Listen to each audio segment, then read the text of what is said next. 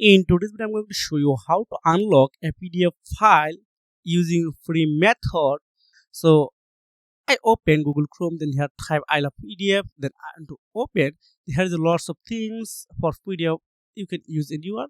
So I need only unlock PDF right now. Then click, then I need to choose this my targeted file. So first I will test this lock or unlock. So I'm going to my memory.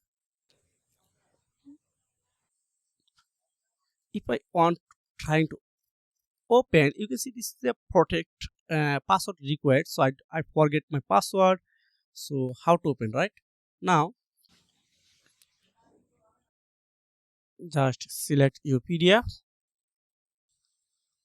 Okay, again click just on unlock PDF.